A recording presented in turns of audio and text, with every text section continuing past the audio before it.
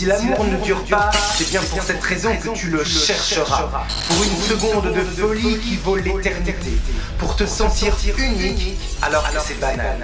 Chez Gallimard, Lilia Hassen publie son 3e roman, Panorama, et croyez-moi, c'est quelque chose. Le livre est une utopie à l'envers. Bienvenue en 2029, 7 ans après notre ère, et beaucoup de choses ont changé. En effet, dans ce roman, nous allons entrer dans l'ère de la transparence. Transparence avec un T majuscule. C'est une ère où la justice a baissé les armes face à l'ensemble de la population qui ne jure plus que par la vengeance face aux victimes de violences. Fini les tribunaux, maintenant le jugement se fait sur internet et les réseaux sociaux. Donc c'est le peuple qui décide, qui vote, qui juge, qui tranche, et pour diminuer cette violence et le taux de criminalité, on lance le mouvement de la transparence. Le principe est simple, les Français vivent désormais dans un cadre et un monde absolument idyllique, orchidée, fleurs sans épines, et tout n'est que luxe, calme et sécurité. Le mouvement s'installe, fait son petit bonhomme de chemin et tout va aller de plus en plus loin, de plus en plus vite, jusqu'à l'année 2050. Cette année-là, en 2050, j'aurais...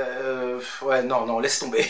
Donc, en 2050, le pays s'est complètement métamorphosé. La population vit dans des immeubles, dans des appartements, littéralement transparents, fabriqués à partir d'un matériau totalement innovant. Vous vous en doutez, évidemment, tout le monde peut voir ce qui se passe chez tout le monde. L'intimité est proche de zéro. Si un de tes voisins a le moindre doute sur ce que tu fais, sur ce que tu dis, si le moindre de tes faits et gestes est un petit peu louche et qui sort un petit peu du lot, les autorités sont tout de suite contactées et viennent en temps et en heure. Il faut se rendre à l'évidence, c'est un peu insensé, mais la criminalité a baissé et la violence n'existe plus. Les habitants de la transparence, avec le temps, se sont faits à ce mouvement et ils sont devenus beaucoup plus empathiques, beaucoup plus bienveillants et beaucoup plus à l'écoute les uns et les autres. Dans une France futuriste, rien n'est laissé au hasard, pas même la question littéraire et écologique. Dans le roman de Lilia Hassen, les livres sont remplacés par des tablettes numériques intelligentes. Elles permettent de lire la toute dernière version d'un livre, donc le livre est en avance sur son temps et n'est plus cet objet figé dans la matière après la publication définitive. À la transparence imaginée par Lilia Hassen, tout est pensé et pesé dans les moindres détails et on se croirait dans un bon épisode de Black Mirror. Et c'est au sein de cette transparence, de ce monde idyllique a priori parfait et irréprochable, que l'horreur va se produire. Un meurtre a eu lieu et c'est Hélène, l'héroïne principale, qui est chargée de résoudre cette affaire. Dans un monde harmonieux au possible, où tout le monde voit chez tout le monde, comment un meurtre a pu se produire, et surtout parce que personne n'a rien vu venir, comment cela s'est-il passé? Lilia Hassen nous offre ici une histoire addictive avec une écriture journalistique au scalpel, un regard visionnaire où s'exposer occupe une place de plus en plus importante à travers une société façonnée de plus en plus